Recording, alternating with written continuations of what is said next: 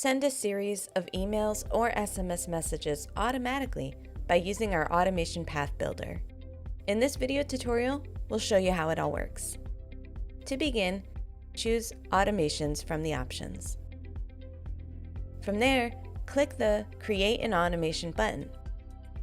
The Custom Path option can be found by clicking here.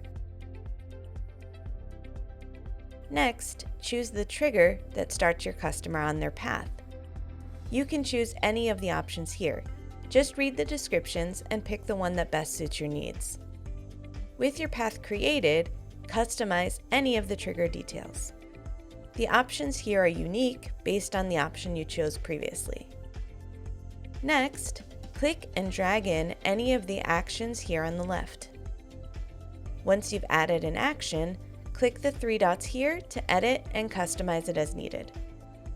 You also have the option to add in any rules. Rules can split your path or add things like time delays. Same as the actions, just click and drag them into your path, and then click the three dots here to customize the rules. When you're finished creating your path, all that's left to do is activate it. Click Activate in the upper right corner, and as soon as your customers trigger the path, they'll enter the flow.